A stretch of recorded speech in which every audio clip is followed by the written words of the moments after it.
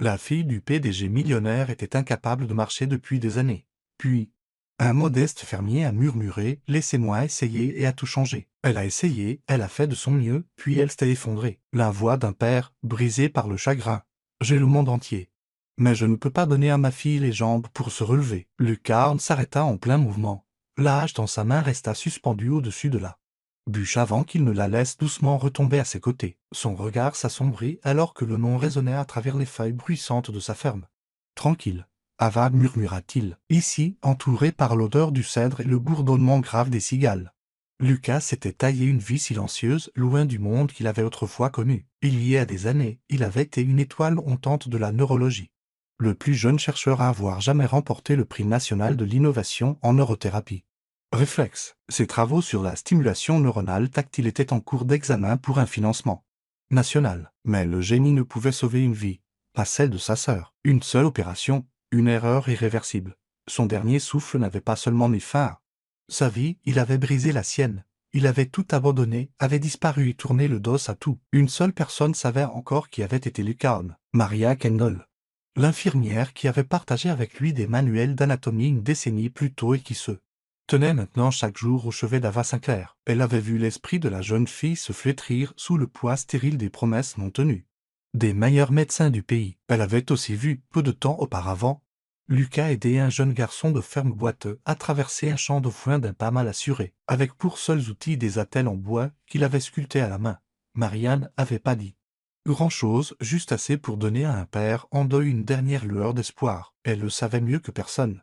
Lucas ne guérissait pas avec des machines ou des médicaments.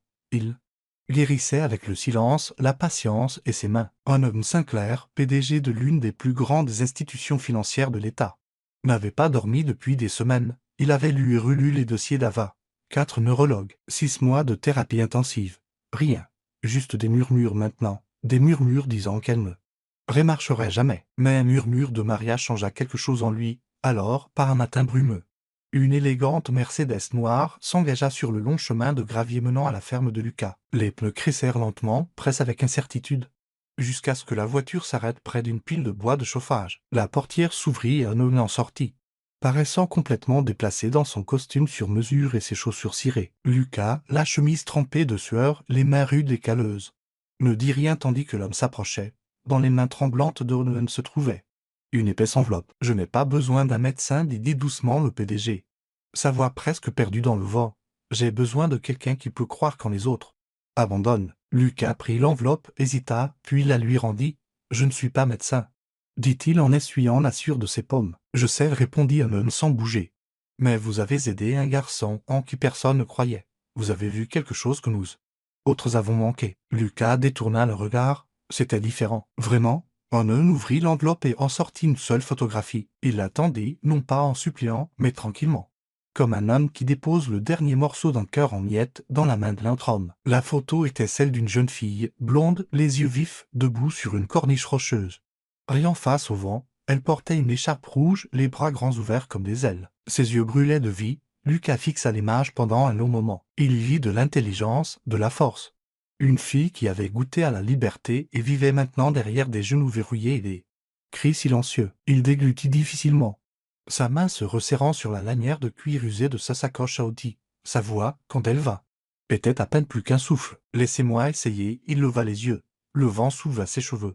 Et pour la première fois depuis des années, il y avait du feu dans son regard. « Je vais essayer. Non pas parce que je crois au miracle, dit-il, sa voix se raffermissant. Mais parce que j'ai été comme elle, j'ai tout perdu. Et la seule raison pour laquelle je me suis relevé, c'est que quelqu'un a choisi de croire en moi quand j'avais abandonné. » Il se retourna, marchant vers la grange où de vieux outils et des blocs de bois attendaient dans la pénombre. Derrière lui, un homme Sinclair se tenait, figé, regardant l'homme qui venait de devenir la dernière chance de sa fille disparaître dans la brume dorée du matin. Le domaine des Sinclair se dressait comme une forteresse de marbre, magnifique, immaculée et totalement dépourvue de chaleur. Lucas sortit de sa modeste camionnette et s'arrêta un instant devant les grilles en fer forgé. Contemplant l'immense demeure, c'était un lieu construit pour impressionner, pas pour guérir. Une infirmière l'accueillit à la porte. Sa voix était douce, ses yeux cernés par la fatigue. « Elle sait que vous venez. Elle ne veut voir personne. » Lucas hocha la tête une fois. Il ne dit rien la suivante à travers des couloirs étincelants. rempli de silence. Des œuvres d'art coûteuses ornaient les murs, chaque surface brillait, et pourtant, il y avait un poids creux dans tout cela, un luxe sans vie. Ils s'arrêtèrent devant une porte lourde. L'infirmière hésita. Elle n'a pas parlé depuis 3 mois. Ni à moi, ni au médecin, ni même à son père. Lucas jeta un coup d'œil à la porte. Je ne suis pas ici pour forcer quoi que ce soit. Il tourna doucement la poignée, poussant la porte juste assez pour se glisser à l'intérieur. La pièce était remplie de lumière, mais semblait parfaitement immobile. Ava était assise dans un fauteuil roulant au dossier près de la fenêtre. Le visage à moitié détourné, une couverture enroulée autour de ses jambes. Ses cheveux dorés avaient perdu de leur éclat et ses épaules étaient affaissées. Comme quelqu'un qui aura oublié comment porter son propre poids, elle ne le regarda pas. Lucas ne parla pas, il se dirigea simplement vers la petite table à côté de son lit. Sortit de sa sacoche un petit bloc de cèdre lisse et un fin couteau à sculpter. Et les posa sur le bois poli. Puis, sans un mot, il se retourna et sortit. Plus tard dans la soirée, Ava fixa le bloc de bois, elle toucha brièvement le couteau. Puis retira sa main. « Je n'ai pas besoin de jouets, marmonna-t-elle, s'adressant plus à la pièce vide qu'à quiconque. » Le lendemain matin, le bloc et le couteau étaient toujours là. Elle ne les avait pas jetés. Dehors, Lucas travaillait dans le jardin derrière le domaine. Ses mains se déplaçant lentement sur un morceau de bois flotté. Il sculptait des formes simples des vagues, des arbres, des plumes, chaque ligne délibérée. Méditative. Il ne regardait jamais vers la fenêtre, mais Ava, elle, regardait. Depuis l'ombre de sa chambre, elle l'observait travailler chaque matin et jusqu'en début de soirée. Sans jamais parler, sans jamais lui prêter attention. Mais quelque chose dans son calme la troublait. Les jours passèrent, elle commença à écrire sur des bouts de papier. Des questions brèves et timides. Pourquoi sculptez-vous? Quel est le but? Elle les laissait sur la table quand l'infirmière ne regardait pas. Lucas ne répondit jamais avec des mots. À la place, il laissait de petits dessins en guise de réponse. Un jour, il laissa une sculpture d'une main se frayant un chemin à travers des racines enchâtrées. Un autre jour, un oiseau seul perché sur une branche cassée. Chaque image répondait mieux que n'importe quelle explication. Il devrait dire quelque chose. Non, c'était réel. Son calme, sa patience l'agaçaient au début. Mais il tirait aussi sur quelque chose qu'elle avait enfoui profondément, la curiosité. Puis, une nuit, le calme se brisa. La poitrine d'Ava se serra soudainement. Violemment. Ses muscles se tendirent et se tordirent sans avertissement. Sa respiration devint courte, en halètement paniqué. L'infirmière se précipita, cherchant son téléphone en criant à l'aide. Mais Ava ne l'entendait pas. La pièce tournait. Sa vision se brouilla. Puis, une main ferme et stable saisit la sienne. « Regarde-moi, dit Lucas, accroupi à côté de son fauteuil. La voix basse mais pressante. Respire. Inspire. 1, 2, 3. Expire. 4, 5. Les yeux écarquillés d'Ava croisèrent les siens, terrifiés. Mais elle suivit, elle n'avait pas le choix. Sa voix, rythmée et douce, perça le chaos comme un fil la ramenant à la réalité. Son corps se calma lentement, les spasmes s'atténuant. Elle s'affaissa, épuisée. Tremblante, un instant, elle reposa sa tête sur son épaule. Sa voix, quand elle revint enfin, était à peine audible. Comment saviez-vous quoi faire? Lucas resta silencieux un instant. Puis, tranquillement, il répondit, ma sœur avait des crises comme ça. Avant de mourir, il n'en dit pas plus, il n'en avait pas besoin. Ava ne répondit pas. Mais sa main resta dans la sienne un moment de plus avant qu'elle ne la retire. Cette nuit-là, de nouveau seule, elle prit le bloc de cèdre. Elle le tint longtemps. Puis le posa doucement sur ses genoux. Et pour la première fois depuis des mois, elle sentit quelque chose s'agiter. Non pas dans ses jambes, mais dans son esprit. Un souvenir, une possibilité. Quelque chose de plus que la douleur. Quelque chose comme un souffle. Il n'y avait pas de lit d'hôpital, pas de machine qui bip. Pas de sol poli. La thérapie de Lucas ne commençait pas avec des graphiques, mais avec la terre. Chaque matin, il emmenait Ava dans le jardin derrière le domaine. L'air sentait l'herbe et la terre humide. Ses pieds nus touchaient l'herbe mouillée. Ses mains traînaient dans le sable chaud. Il plaçait des glands dans ses paumes, des feuilles contre ses joues, et guidait ses doigts sur l'écorce rugueuse du chêne. Il ne s'agit pas de marcher, lui dit-il une fois, il s'agit de ce souvenir que vous ressentez encore. Le corps d'Ava bougeait à contre-cœur. Ses mains étaient faibles. Ses jambes engourdies, mais lentement. Ses sens se réveillèrent. Elle fermait les yeux pour sentir le soleil sur sa peau. Elle inhalait l'odeur du cèdre. Elle rit même doucement quand Lucas laissa tomber un verre dans sa main et qu'il se tortilla sur sa paume, sous le chêne. Il pratiquait des mouvements de base. Lucas l'aidait à fermer les doigts autour d'une pierre, puis à les ouvrir, encore et encore, simple mais épuisant. Un jour, Lucas lui tendit un morceau de bois lisse et un petit couteau à sculpter. Ça n'a pas besoin d'être parfait, dit-il. Ça doit juste être à toi. Je n'ai jamais fait ça, dit-elle. Il sourit. C'est encore mieux. Sa prise était tremblante, mais elle essaya lentement. Elle sculpta la forme d'une feuille. Chaque ligne prenait des minutes. Vers la fin, sa main glissa. La lame coupa trop profondément, fendant la feuille en deux. Elle la fixa. Bien sûr. Marmonna-t-elle amèrement. Je gâche tout. En colère, elle la jeta par terre. Lucas la ramassa. Il passa son pouce le long de la fissure et la regarda avec des yeux calmes. Le bois fissuré n'est pas du bois cassé, dit-il. Il s'assit à côté d'elle, sortit son couteau et se mit à sculpter, à partir de la fissure. Il façonna un tronc, puis débra un chs, de l'une d'elles, une fleur. Elle a poussé là où ça s'est cassé, dit-il en la lui rendant. Ava la serra contre elle. La fissure était toujours là. Mais maintenant elle faisait partie de quelque chose de vivant. Ce sera quand même quelque chose, demanda-t-elle. Lucas hocha la tête. Tout comme toi. Ses yeux s'emplirent de quelque chose de nouveau. De l'émerveillement. À partir de ce moment, la sculpture devint leur rituel. Ils parlaient peu. Mais le silence entre eux s'enrichissait. Ava commença à sentir des picotements dans ses jambes, faibles, presque imaginaires. Elle hésita avant d'en parler à Lucas. Mes orteils.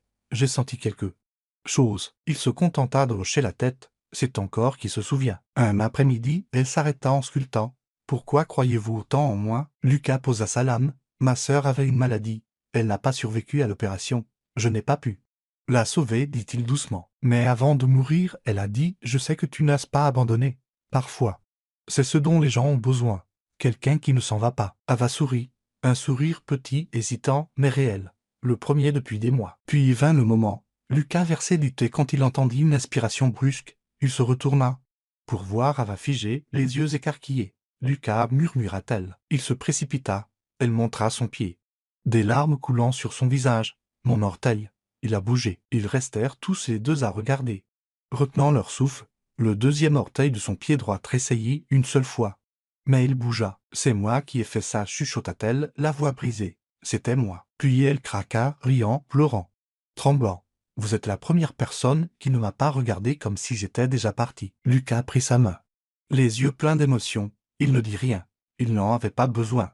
Car dans ce plus petit mouvement, il y avait quelque chose de plus grand que la guérison. Il y avait l'espoir. Le soleil filtrait à travers les feuilles comme de l'or dispersé alors qu'Ava faisait rouler son fauteuil sur l'herbe tendre. Lucas attendait près du vieil arbre, comme chaque matin, un déambulateur en bois à côté de lui.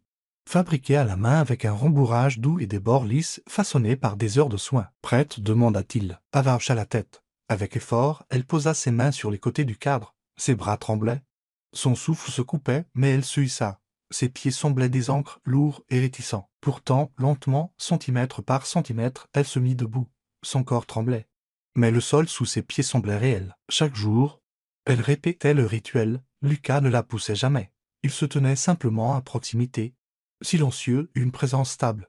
Et chaque jour, les secondes passées debout s'allongeaient. Ses muscles se mirent à murmurer au lieu de crier. Son équilibre apprit à se faire confiance, à nouveau. Quand elle ne s'entraînait pas, Ava peignait. Sa main droite manquait encore de contrôle. Alors elle utilisait la gauche. Les coups de pinceau étaient maladroits, mais son cœur les guidait. Elle peignait de petits moments, la lumière du soleil sur les feuilles, la courbe d'un sourire, la silhouette d'un arbre au crépuscule. Et elle recommença à écrire. Son journal, longtemps abandonné, se remplit lentement de lettres tremblantes et de lignes inégales. Aujourd'hui, je suis resté debout pendant 7 secondes. Lucas n'a rien dit. Mais j'ai vu la fierté dans ses yeux. J'ai senti le vent sur mon visage. Je ne me sentais pas brisé. Peu à peu, elle se permit de parler. Par fragments d'abord, puis en histoire. Un après-midi, à l'ombre du chêne, Ava tenait un morceau d'écorce sur ses genoux. Ses doigts parcourant son bord. Ma mère m'a né ici, dit-elle doucement. C'était son endroit préféré dans le jardin. Elle s'asseyait avec un livre pendant que je dansais dans l'herbe. Lucas la regarda, non pas avec pitié, mais avec une reconnaissance silencieuse. Elle est morte l'année dernière. Un AVC. Soudain, on n'a même pas dit au revoir. Elle inspira brusquement. Après ça, tout s'était effondré. J'avais l'impression de porter son deuil et le mien. Et quand l'accident est arrivé, je crois qu'une partie de moi pensa que je le méritais. Lucas ne répondait pas avec de la philosophie. Il lui tendit simplement un morceau de bois et se mit à sculpter à côté d'elle. Leurs outils produisaient de doux cliquetis dans le silence. Ce silence, réalisa Ava, était une sécurité. Elle n'était plus seule dans son deuil. Plus tard cette semaine-là, Ava demanda à être emmenée dans le coin du jardin où sa mère était enterrée. C'était la première fois qu'elle y allait depuis les funérailles. Elle se dirigea sur le chemin sinueux. Le vent soulevant des mèches de ses cheveux, Lucas resta en retrait. Observant à une distance respectueuse, Ava déposa une minuscule sculpture de fleurs en bois au pied de la pierre tombale. Ses doigts tremblait en traçant le nom gravé. « Tu me manques, murmura-t-elle, j'essaie. »« Maman. Vraiment. » Le ciel devint doré alors que le soleil descendait. Elle resta assise là un long moment, laissant le silence s'installer autour d'elle comme une couverture. Puis, c'était la fin de l'après-midi, la lumière peignait les arbres d'un ambre chaud. Ava s'entraînait de nouveau avec le déambulateur, tenant 2 cannes en bois fabriquées à la main que Lucas lui avait données. Sa respiration était régulière, son regard concentré. Et puis, lentement, presque impossiblement, elle lâcha le cadre. Juste ses cannes, juste son corps. 3 secondes. Elle resta debout pendant 3 secondes entières. Cela aurait pu être 3 heures. Sans être vue, Onon Sinclair était arrivé au coin du jardin, son téléphone à la main. Répondant distraitement à un appel, il se figea en la voyant. Les cannes vacillaient. Ses genoux tremblaient. Mais elle était debout. Sa fille, que les médecins avaient condamnée, se tenait droite, la colonne vertébrale tendue, les yeux fixés sur l'horizon. Il laissa tomber le téléphone. « Ava, murmura-t-il. » Elle se tourna légèrement, surprise. Puis elle sourit, un sourire faible, incertain. « Mère à Dieu.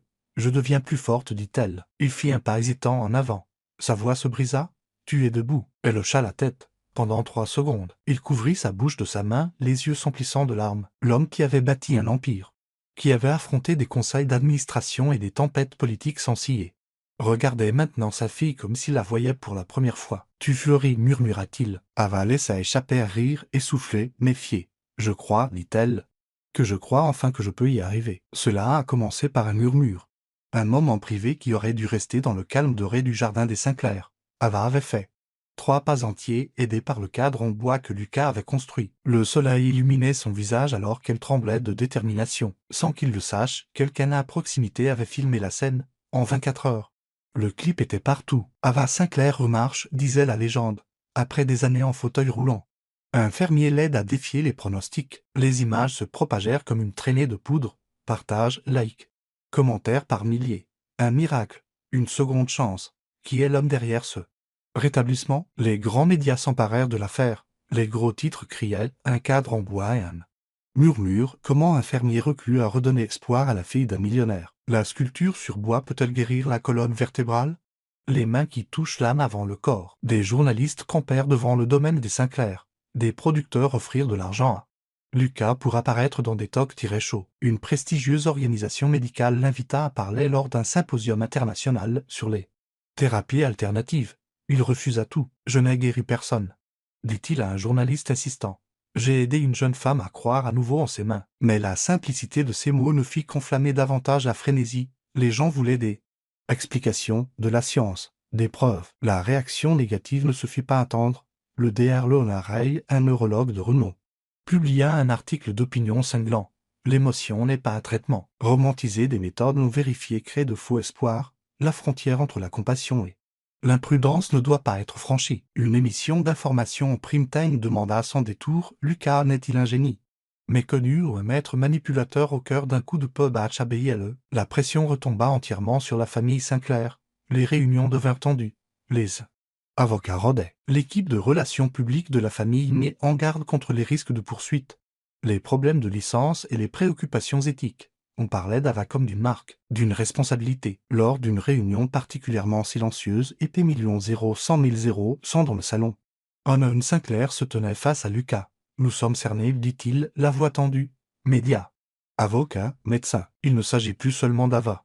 Je ne peux pas risquer de la laisser devenir un symbole dans une guerre contre la médecine moderne. » Lucas ne dit rien. Il hocha la tête une fois, lentement, respectueusement. Depuis le couloir, Ava écoutait. Elle n'avait pas l'intention d'épier. Mais quand elle entendit son nom prononcé comme un problème à résoudre, quelque chose se brisa en elle. Plus tard dans la soirée, les yeux brûlants, elle entra dans le bureau de son père. « Tu les laisses encore décider, dit-elle, la voix tremblante, comme après l'accident. Tu ne m'as jamais demandé ce que je voulais. Mia. L'époque, ni maintenant. » Il la regarda, le cœur brisé. Ava. Elle s'éloigna avant qu'il ne puisse finir. Une conférence de presse fut organisée quelques jours plus tard. La famille Sinclair espérait qu'elle calmerait la tempête. Elle eut lieu au centre médical de la ville, bondé de journalistes, de lumières clignotantes et de professionnels sceptiques. Lucas était assis au dernier rang, la tête baissée, les mains jointes. Son visage était calme et fatigué, seul au milieu d'une mer de costumes et de scepticisme. Onon s'avança vers le podium. « Je tiens à vous remercier tous d'être venus. Commença-t-il, ce parcours a été inattendu. Avant qu'il ne puisse continuer, une journaliste se leva. Emmon, demanda-t-elle sèchement. Vous n'avez ni licence médicale, ni certification thérapeutique officielle. Vous avez travaillé avec une mineure sans supervision médicale. Réalisez-vous les implications? Le silence emplit la pièce. Lucas ne répondit pas. Un autre journaliste intervint. La voix plus dure. Vendez-vous un rêve sans science, monsieur Homme? Lucas leva légèrement le regard, pas en colère, juste stable, avant qu'il ne puisse parler. Les portes au fond de la salle s'ouvrirent en grand. Des halètements parcoururent la foule alors qu'Ava Sinclair descendait l'allée. C'est retraçant un chemin à travers la tension. Elle ne s'arrêta qu'une fois arrivée sur scène. « Arrêtez, dit-elle. » La salle devint complètement silencieuse. Elle se tourna vers la foule. La voix claire, les yeux brûlants de lucidité. « Cet homme, dit-elle en le montrant du doigt, n'a pas demandé à me soigner. C'est moi qui lui ai demandé. Non pas parce que je voulais être guéri, mais parce que j'avais besoin que quelqu'un me voie. Pas comme un cas, pas comme une statistique, comme une personne. » Elle marqua une pause, la voix tremblante d'émotion, quand tous les médecins me disaient ce que je ne pouvais pas faire. Il m'a posé une seule question, voulez-vous continuer? Cette question m'a sauvé la vie. Personne ne bougea, personne ne parla. Puis, lentement, son père se leva. Ses yeux s'emplirent de larmes qu'il ne cherchait plus à cacher. Et il se mit à applaudir. Un par un, d'autres se joignirent à lui. Les caméras furent baissées. Les stylos cessèrent de griffonner. Il ne s'agissait plus de gros titres ou de controverses. Il s'agissait d'une fille qui avait trouvé sa voie. Et d'un homme qui n'avait jamais eu besoin d'élever la sienne pour tout changer. Lucas croisa le regard d'Ava de l'autre côté de la pièce. Dans ce regard, il y avait tout. La gratitude, la fierté et quelque chose de bien plus profond. Une vérité qui n'avait besoin d'aucune défense. Le silence revint, mais cette fois, il faisait mal après la conférence de presse.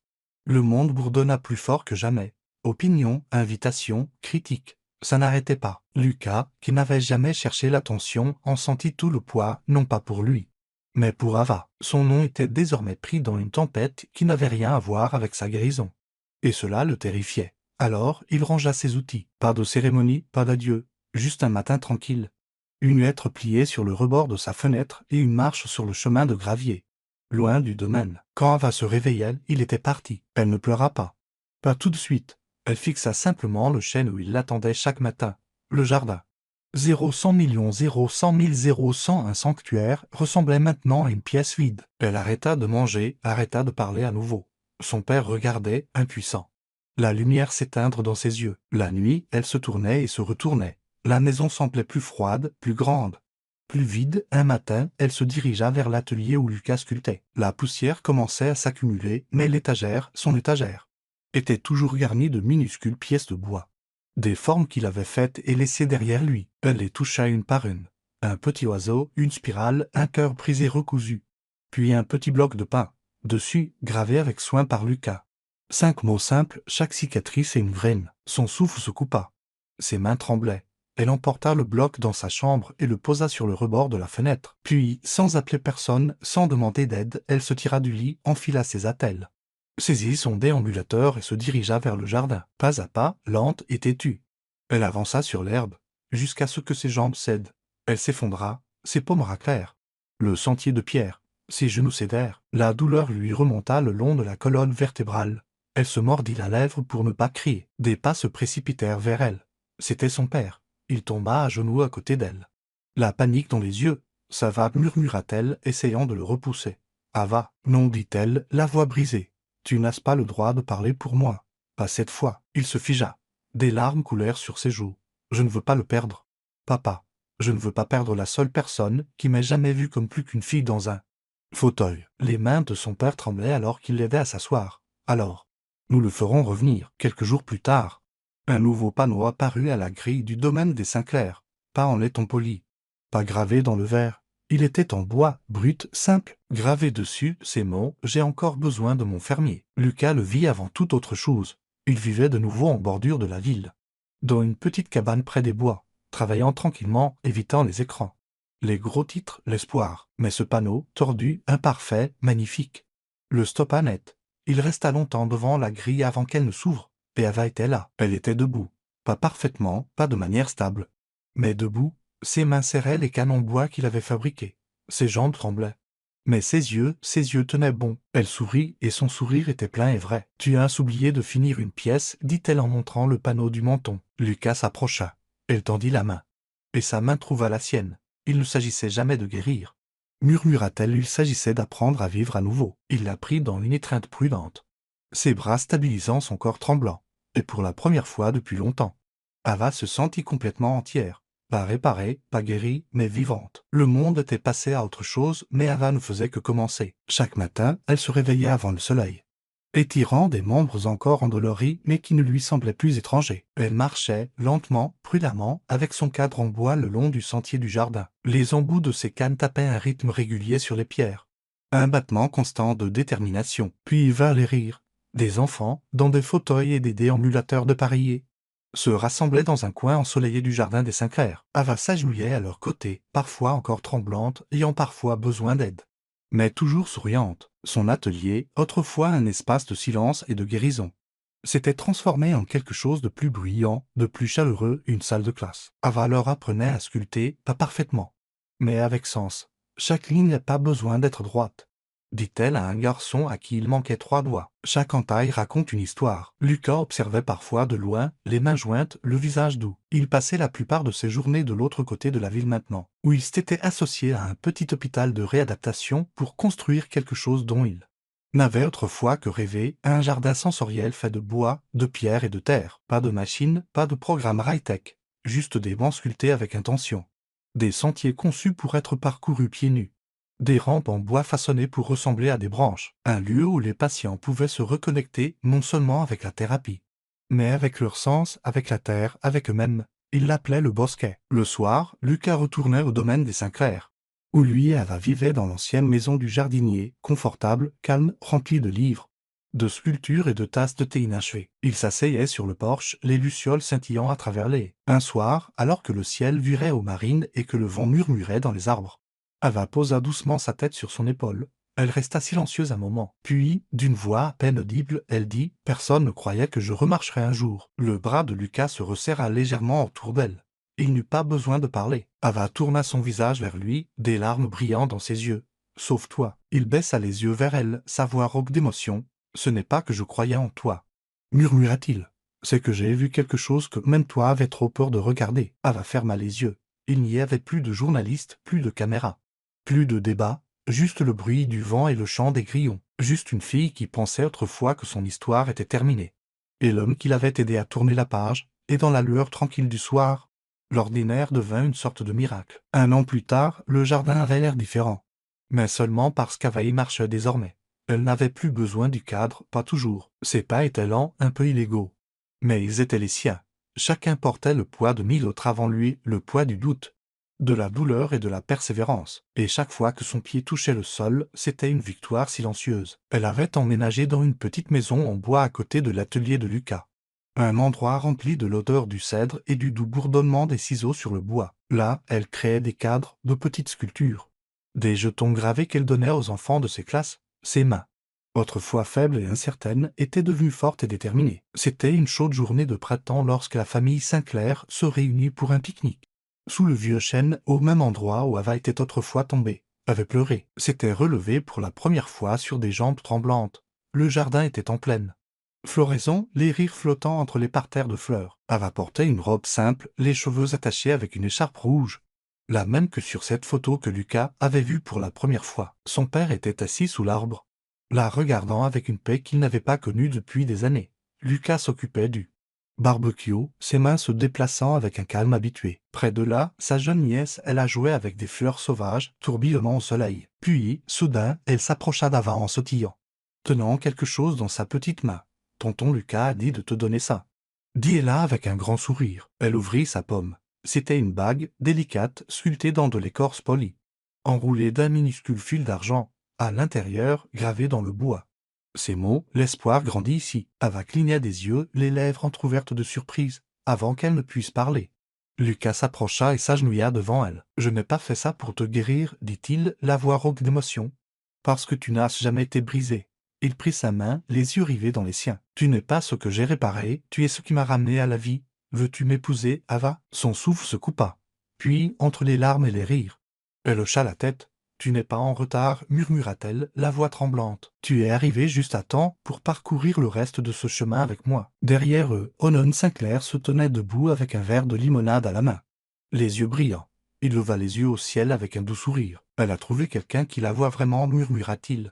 Comme s'il parlait à la brise. Tu peux reposer en paix maintenant. Mon amour, notre fille va s'en sortir. Et dans la lueur dorée du soleil de l'après-midi, entourée de rires, de copeaux de bois et de fleurs sauvages, un chapitre se ferma. Non pas au son des applaudissements, mais au battement silencieux de deux cœurs qui se choisissaient.